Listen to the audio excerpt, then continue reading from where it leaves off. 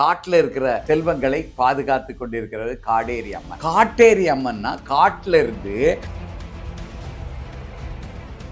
காட்டேரி அம்மனோட வேலை ரெண்டு. ஒண்ணு, இந்த நகரத்துக்கு காவலாக இருக்க வேண்டும். அடுத்தது, இந்த நகரத்துல இருக்கிற மன்னர்கள் அடுத்த நகரத்துக்கு போய் போர் தொடுத்தா மக்களுக்கு கெட்டதை அழிக்கணுமா வேண்டாமா, ஆயுதம் வேணுமா வேண்டாமா, அந்த வேலையை செய்யற கடவுள் தான் இந்த குழந்தைகளை ஏதாவது பயங்காட்டி சாப்பிட வைக்கணும், நல்லது செய்ய வைக்கணும்னாலே பயங்காட்டுறோங்கிற பேர்ல குழந்தைகள் சொல்ற மாதிரி இல்ல, குழந்தைகளுக்கு நம்ம பெரியவர்கள் தான் தப்பு தப்பா சொல்லி வச்சிருக்கிறோம்.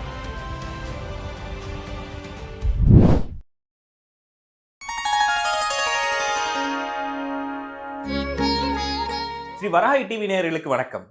நான் உங்க விஜய் கார்த்திக். இந்து வேத மறுமலர்ச்சி இயக்கத்தோட தலைவர் சித்தர் மூங்கிலடியார் நம்மோட இணைந்துள்ளார். அவர்கிட்ட கேட்க வேண்டிய விஷயங்கள் நிறைய இருக்கு. வாங்க நிகழ்ச்சிக்கு போகலாம். வணக்கம் ஐயா. வணக்கங்க.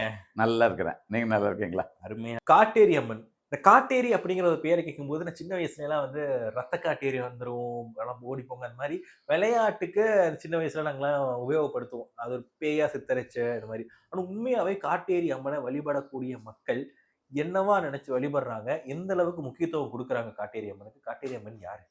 அதாவது இந்து மதத்தில் இருக்கிற எல்லா கடவுள்களுமே அவர்களது வடிவங்கள் தோற்றங்கள் எப்படி இருந்தாலும் சரி, அவர்கள் கருணை மிக்கவர்கள் தான். இது இது எதுல இருந்து தெரியுதுன்னா, அவர்களே ஒரு குறிப்பிட்ட சாரார் வணங்கி கொண்டு தான் இருக்கிறார்கள். நமக்கு வெளியே இருந்து பார்க்கறதுக்கும் நமது கதைகள்லையும் சின்ன வயசுல இருந்தும் சொல்லி அந்த நகரமயமாக்குறதுக்கு பிறகு அந்த வழிபாட்டுக்கே நம்ம போகாம இருப்போம். அந்த வழிபாட்டை பற்றி பல தவறான கருத்துக்கள் வந்ததுலேருந்து நம்ம ஒரு உருவகப்படுத்தி வச்சிருப்பவே, அதுல தான் அப்படி கொடூரமாக இருக்குமே தவிர எல்லா கடவுள்களும் அன்பு மிக்கவர்கள் தான், கருணை மிக்கவர்கள் தான். நீங்க பாருங்க, நீங்க அந்த காட்டேரி அம்மன் அந்த கோயில், இந்த இப்பவும் காட்டேரி அம்மன்ல ரெண்டு இருக்கு. காடேரி அம்மன், இட்டு இல்லாம காடேரி, வல்லினரான போட்டு காடேரி அம்மன் அப்படிங்கிறது காட்டுல இருக்கிற அந்த வன தேவதைகள், அந்த காட்டுல இருக்கிற செல்வங்களை பாதுகாத்து கொண்டிருக்கிறது காடேரி அம்மன். காட்டேரி அம்மன்னா காட்டுல இருந்து நகரத்துக்கு நம்ம தான் கூட்டு வர்றோம். அந்த காட்டை எல்லா நகரங்களுமே என்ன சொல்றாங்கன்னா, பண்டை தமிழர்களுக்கு நூல்கள் என்ன சொல்றாங்க, காடு கெடுத்து நாடு பெருக்கி. காட்டை கெடுத்து தான் நாட்டை பெருக்க முடியும். ஏன்னா நாடு வேணும்னா அங்க ஏற்கனவே ஒரு காடு இருந்திருக்கும். அந்த காட்டை அழிச்சு காடு கெடுத்து நாடு பெருக்கி இப்படிங்கிறது தான் மன்னர்களுக்கு கொடுத்தது. அப்போ ஒரு நகரம் உருவாக்குற இடத்துல அந்த இடத்துல முதல்ல ஒரு காடு தான் இருந்திருக்கும். அந்த காட்டுக்கு தலைவியாக ஒரு அம்மா இருப்பா. அந்த அம்மாவை எடுத்து இந்த நகரத்திற்கு காவல் தெய்வமாக இருங்கள். காட்டேரி அம்மனோட வேலை ரெண்டு. ஒண்ணு, இந்த நகரத்துக்கு காவலாக இருக்க வேண்டும். அடுத்தது, இந்த நகரத்துல இருக்கிற மன்னர்கள் அடுத்த நகரத்துக்கு போய் போர் தொடுத்தா அந்த இங்க மக்களுக்கு பாதுகாப்பாக போர்க்கடவுளாகவும் முன்னால போயிட்டு அந்த படை வீரர்களுக்கு பாதுகாப்பு கொடுக்குறவங்க தான் காட்டேரி அம்மன். இவங்க நீங்க அந்த காலத்துல இப்பவும் சிலையை பாருங்க, கல்கத்தா காளியெல்லாம் பாருங்க, அது அவ்வளவு கொடூரமா இருக்கிற மாதிரி தான் இருக்கும். ஆனா அதுலயும் ஒரு புன் சிரிப்பு இருக்கும். அதை பார்த்தா ஒரு கொடுமையான வடிவமா இருக்குமே தவிர அதுலயும் உங்களால ஒரு சின்ன சிரிப்பையும் ஒரு சாந்தத்தையும் அப்படி நாக்க தொங்க போட்டுக்கிட்டு இருந்தாலும் அதுலயும் பார்க்க முடியும். இதுதான் அந்த கிராமத்துல இருக்கிறது, அந்த காட்டுல இருக்கிறது. இவங்கெல்லாம் அந்த சிலையை நல்லா ஒரு நிமிடம் இருந்து பார்த்தீங்கன்னா அதுல இருக்கிற கருணை தகுந்தும் முகம் தெரியும். ஏன்னா குறிப்பா அந்த காடுகள்ல எல்லாம் மரத்துல செஞ்சு வச்சிருப்பாங்க, அவ்வளவு அழகாக செஞ்சு வச்சிருப்பாங்க. இதை நம்ம புரிந்து கொள்ள வேண்டும். அதுவும் அந்த சின்ன வயசுல இருந்தே அதுல இருந்தே வளர்ந்தாங்கன்னா எப்படியும் ஒரு 4-5 தடவையாவது இந்த அம்மாவை கனவுல பார்த்துருப்பாங்க. அப்ப கனவுல அவங்க சாந்தமா இதே மாதிரி ரத்தம் வடிகிற மாதிரி இருக்கும், ஆயுதங்களோட இருப்பாங்க.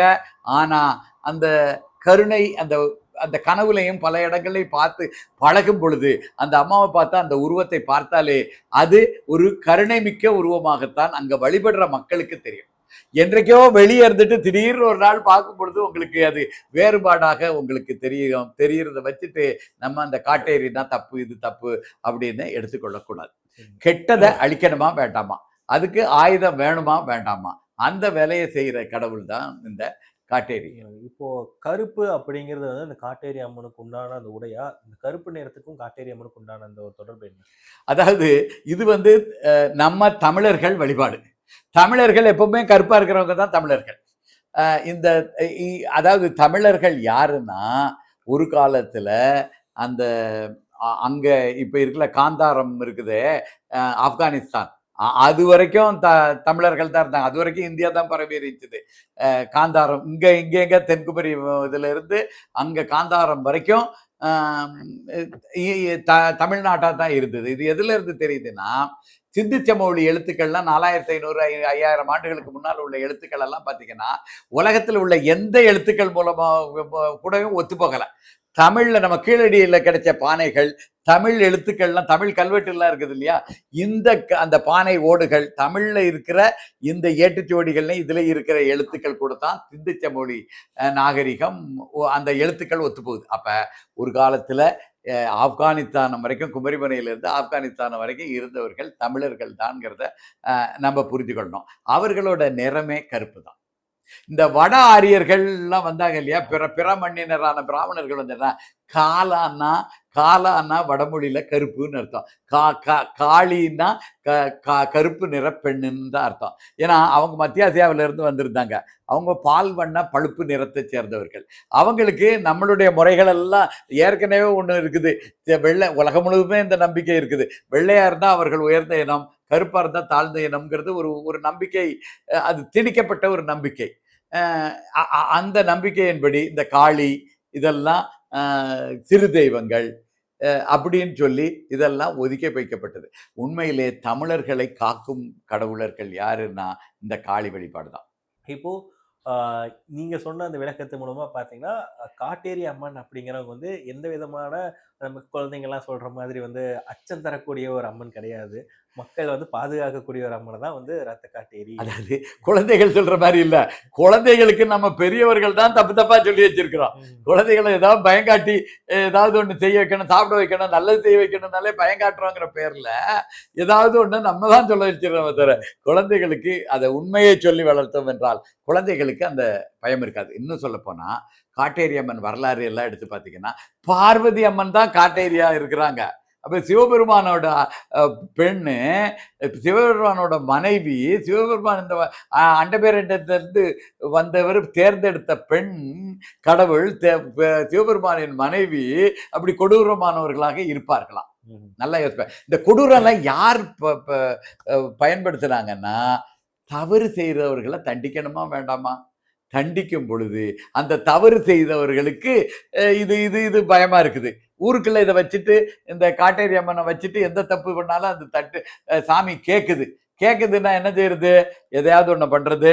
அப்ப இந்த சாமி வந்து ஆக்ரோஷமா ஆயிருச்சுது. ஏங்க அதான் சாமி, கடவுளுக்கு எப்ப ஆக்ரோஷம் ஆகணும், யார் மேல ஆக்ரோஷம் ஆகணும் தெரியுமா தெரியாதா? நரசிம்மாவதாரம் எடுக்கும்போது பனிமலையெல்லாம் உருகுது. நரசிம்மர் அவ்வளவு கோபத்திலையும் கொடூரத்திலையும் இருக்குது. பனிமலை மட்டும் இல்ல, விரும்பன மலையே உருகிற அளவுக்கு அங்க இருக்குது. ஆனா பிரகலாதன் போன உடனே மடியில எடுத்து வச்சுக்கிட்டு பிரகலாதனுக்கு மட்டும் ஒண்ணும் ஆகலையே. அப்ப கடவுள்னா என்ன, யார் மேல கோபத்தை காட்டணும்னு கூட தெரியாததா கடவுள். என்னமோ நமக்கு தான் தெரிஞ்ச மாதிரி உக்கரமாயிருச்சுது, நான் பிள்ளையார முன்னால வைக்கிறேன், இதை முன்னால வச்சு உக்கரத்தை தணிக்கிறேன். இதெல்லாம் இது வந்து இந்த தவறு செய்தவர்கள் தொடர்ந்து தவறு செய்யணுங்கிறதுக்காக ஏற்படுத்தி கொண்ட முறைகள். இது எல்லாம் அந்த சமஸ்கிருதத்திலையும் வடமொழியிலையும் அவர்களுக்கு வந்து உண்மையான கடவுள், அதுவும் தமிழர்களோட கடவுள்கள் மேல வரக்கூடாதுங்கிறதுல இருக்காங்க. அவர்கள் கூட இந்த தவறு செய்பவர்கள் எல்லாம் சமூக விரோதிகள்லாம் சேர்ந்து வச்சுட்டு இந்த காட்டேரி வழிபாடு, இந்த வழிபாடெல்லாம் காட்டேரி, அதுக்காக காட்டேரி வழிபாடு மட்டும்தான் இருக்குதுன்ட்டு இல்ல. காவல் தெய்வம், போர் தெய்வம் வணங்கிக்க. உனக்கு நீ மலைவாழ் மக்களாக இருக்கிறியா, உனக்கு குலதெய்வமாக கூட காட்டேரி அம்மன் இருக்குது, வழிபட்டுக்க.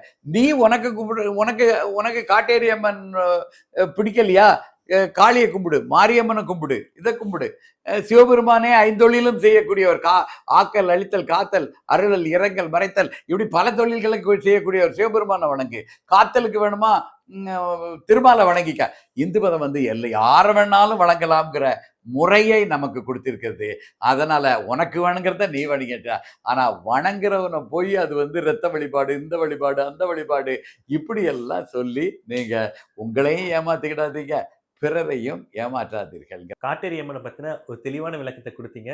இந்த வீடியோவ பார்த்த மக்கள் எல்லாத்துக்கும் வந்து காட்டேரி அம்மன் யாரு? அத வழிபடக்கூடிய மக்கள் அவங்க வந்து எவ்வளோ மரியாதையோட வழிபடுறாங்க அப்படிங்கிற ஒரு தெளிவான விளக்கம் கிடைச்சிருக்கும். ரொம்ப நன்றி. வராகி ஊடகத்தாருக்கு இந்து வேத மறுமலர்ச்சி இயக்கத்தின் வணக்கங்கள், வாழ்த்துக்கள். ஓம் திருச்சிற்றம்பலம். ஓம்.